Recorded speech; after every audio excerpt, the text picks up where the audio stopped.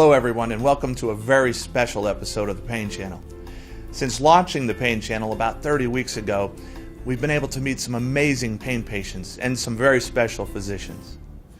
Well, now we're looking forward to a new season. But before we do, let's take a minute and review some of the real special scenes and episodes from this last season of the Pain Channel. Our 10th most memorable moment comes from a training boot camp that's turning regular men and women of all ages into rock stars. Let's check it out.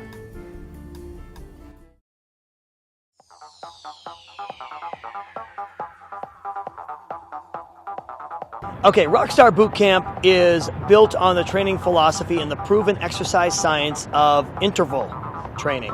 Now, what this means is that everything that we do, all the workouts are set up in different timed intervals. Interval training is scientifically proven to be 9 times faster for results than any other form of exercise if you want to trim down, you want to tone up, you want to get stronger, you want to increase your endurance. Interval training is the way to go. The science behind the interval training revolves around the afterburn, the EPOC, E-P-O-C. That is a phenomenon that is known as excess post-exercise oxygen consumption, EPOC. What that means is that regardless of your fitness level, regardless of your ability, you are going to be given the same amount of time to perform the best work that you can do with whatever abilities that you have. If you are not able to do a full push-up, maybe you do an easier push-up variation. Maybe you're on a wall doing a wall push-up. Maybe you're doing some sort of a variation that's going to allow you to still be challenged, but still be able to accomplish a lot of work in a short period of time. That's what our interval training will help you do. Rockstar Boot Camp specializes in high-intensity 40-minute interval workout challenges. Regardless of where you are in your fitness journey, we're going to be able to modify and create a workout that is going to fit you and challenge you to get you the best results in the shortest amount of time possible. Now, if you think that looks tough, wait until you see our next most memorable moment. It turns out that some of these people that were training at the boot camp were also training for a more spectacular event called the Spartan Race.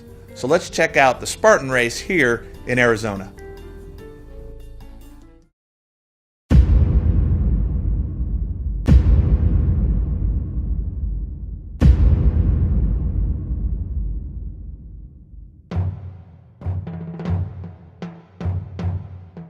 We are in Chandler, Arizona at Rawhide. We're running a Spartan Race here in beautiful, warm Phoenix, Arizona. Wicked run, 8 miles through obstacles and all sorts of crazy stuff. It's gonna be awesome. Yeah, it's like a regular running race with obstacles, mud, water, fire, and it's a blast. It's a pretty crazy obstacle course from what I understand. I've never been out here. I'm really excited to find out though. It's pretty gnarly. It's a great time, over 8 miles, running and obstacles, and more difficult obstacles than anything I've seen so far in any of the races. Lots of fun. A big challenge to your mentality and physical physique. A lot of obstacles you need to overcome. A lot of running that you need to do. A mental challenge, you gotta push yourself through it. You gotta know that you can do it, otherwise you're gonna fail.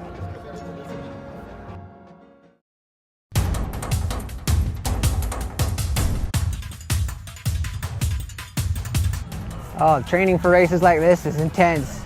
I trained for 6 months. I wasn't giving up, and I knew at the end of the day, one way or another, I was finishing. For the most part, my training really involves rock climbing. I go to the gym all the time and I run all the time, so I just figured it'll come natural. I'll be okay.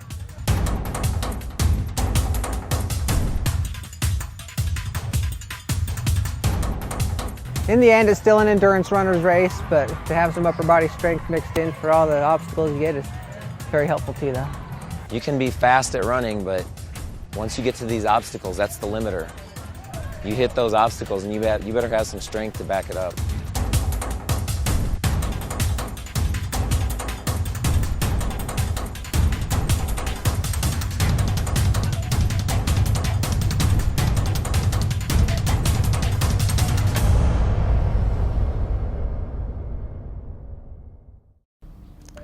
The thing about chronic pain is that ultimately no one is immune from it. Our 8th most memorable moment is actually about a physician who's also a chronic pain patient. This episode deals with this physician and how he reached out to one of his peers to seek help for his back pain and how he ultimately found it. So this is a patient with a very common condition called spinal stenosis. Basically what it is it's old age of the spine. The spine gets older, and as it gets older, it gets narrower. When it gets narrower, it pinches on nerves, and pinching on those nerves causes pain that goes down into the back, low back, into the butt, and sometimes even into the legs. Now that narrowing of the spine can again happen with three things. The discs in the spine, which are shock absorbers, can bulge out and push on the nerves. Bone can overgrow and narrow the spinal canal on the inside, or a ligament in there, a soft tissue on the back side of the spine, can grow what's called hypertrophy. When it does that, it takes up space inside the canal, and that pushes on those nerves as well. So what this procedure is a minimally invasive approach to relieve some of that pressure inside the spine by scooping out or taking out some of that soft tissue on the back side, that ligament that has hypertrophied or overgrown. When we take that out, we do that through just a couple of small stab incisions, so less than a ½ incisions, and usually 2, sometimes 4 of those incisions. And under x-ray guidance, we then pass an instrument down to that ligament, and we just scoop it out, and we take out small bits of it. As it turns out, you don't have to take out very much of that ligament in order to get some symptomatic improvement. This surgery went as smoothly as I would expect it for this patient. This patient had very severe spinal stenosis, some of the more severe that I really ever see. He's a patient with stenosis at 5 levels of the lumbar spine. Essentially every level of the low back had some narrowing. Typically we see 1 or 2 levels that are narrowed, and this patient had every level narrowed. Typically the procedure takes in a ½ hour to an hour time frame, and this one took about an hour and a half to an hour and 45 minutes. There's really no activity restrictions, no clear restrictions. Minimal sorts of things would be keeping the incisions dry, the small incisions dry for 2 to 3 days, though folks can be back to work, for instance, by the next week. He explained the procedure to me. It seemed very reasonable, so that I was eager to undertake it. My lifestyle has changed because I can stand and walk without too much pain and walk further. My recovery has been outstanding. It was without any hitch, no pain, no residual pain. I do addiction medicine, and I see a lot of patients of mine that have back pain, and I refer them to Dr. Berger for relief of that back pain. There was no pain at all, either before or during or after the surgery.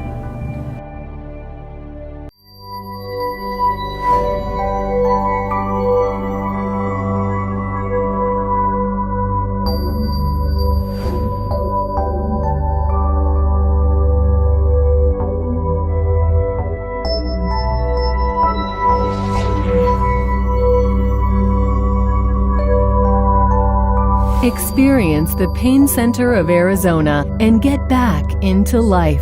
Call 1-888-PAIN-CENTER.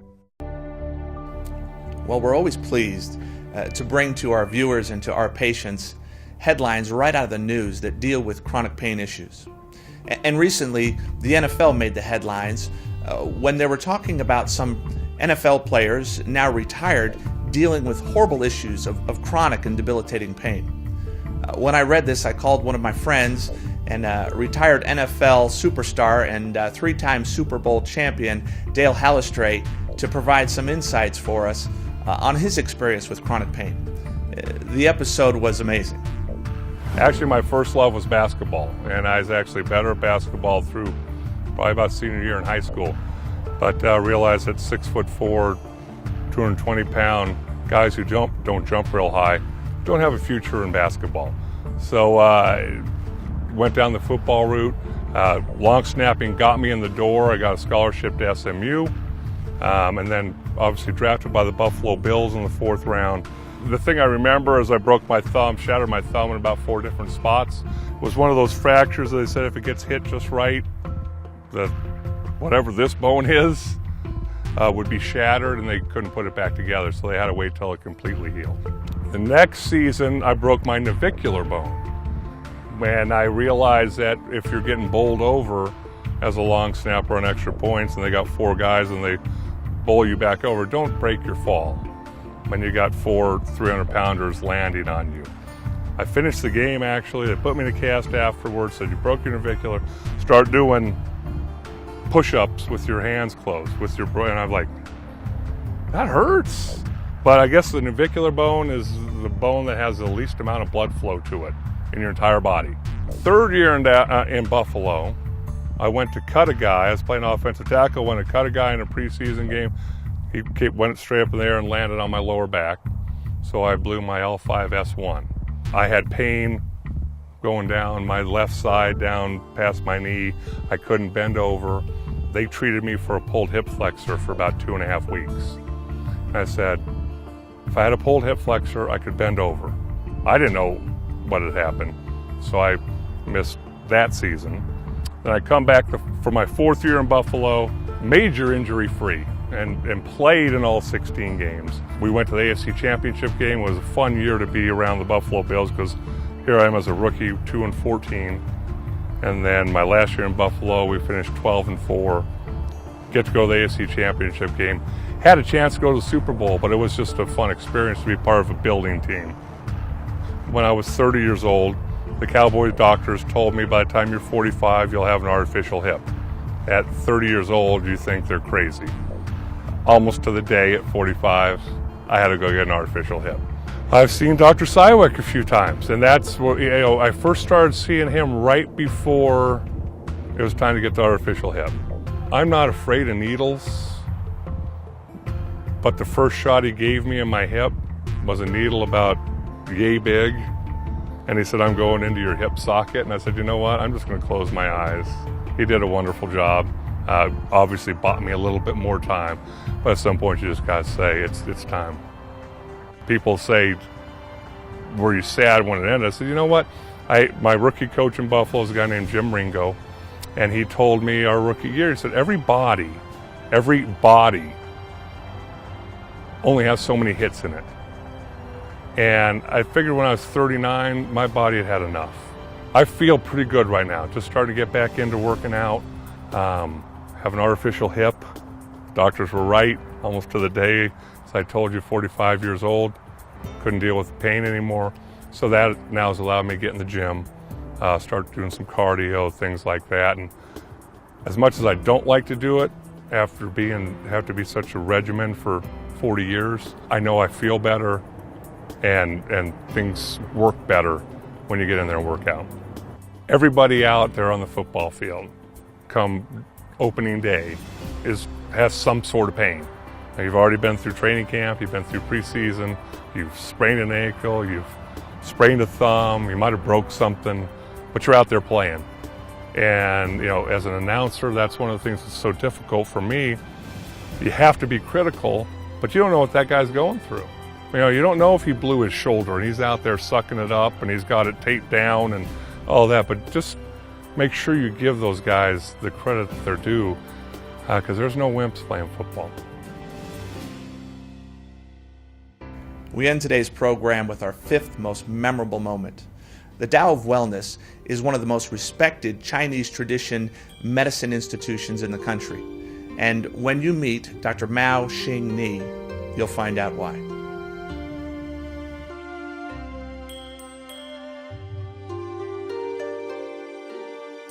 I've been in this field of traditional Chinese medicine for the last 25 years. I've been partners with my brother, Dr. Dow Xing Ni.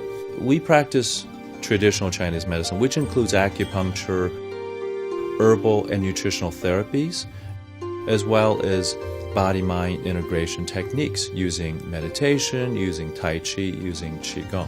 We also do body work as well. The body work is called Tui Na, which includes cupping, as well as other manual adjustment and massage type of techniques. Years ago, I had a patient who was 32 years old. She had melanoma. Melanoma is very deadly. Her melanoma was all over her body, okay? And her doctor had given her 3 to 6 months to live. She was very depressed. Needless to say, when you're 32 years old, you're being given a death sentence. It just doesn't feel good.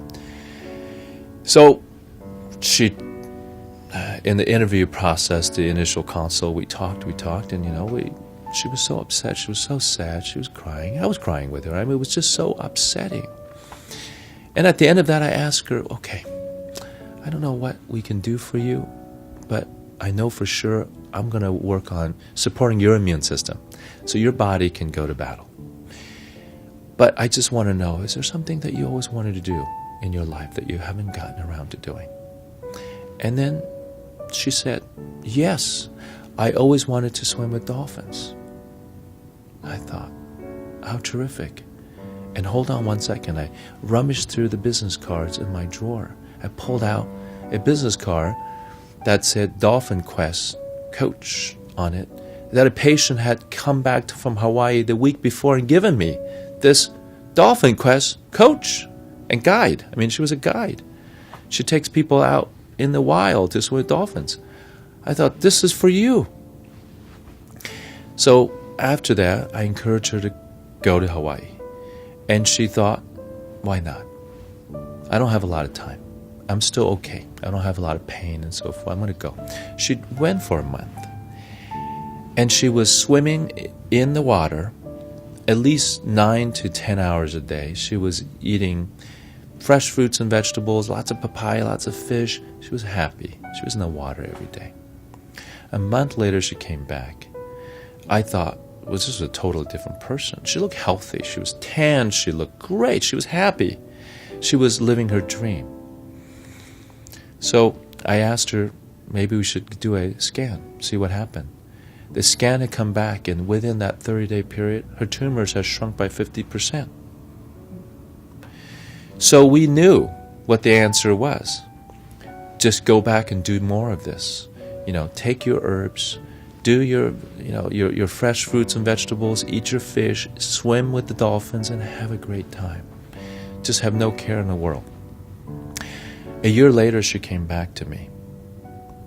And the moral of the story and the outcome is that she experienced spontaneous remission.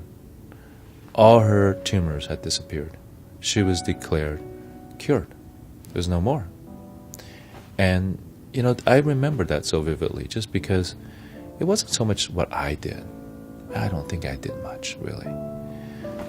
But that she believed. She found a purpose because she was living her dream. And when you're living your dream, you're not ready to die. You don't want to die. You want to do everything you can. So that in turn communicated to her cells that there was a reason to go on. That taught me a big lesson. So I learn something every day from my patients. So anyway, that's another reason why I'm so grateful and so, happy to wake up every day to come in and be of service to people. Well, that's all the time we have for now. Please make sure to join us next week where we'll cap off the top 5 memorable moments of Season 2.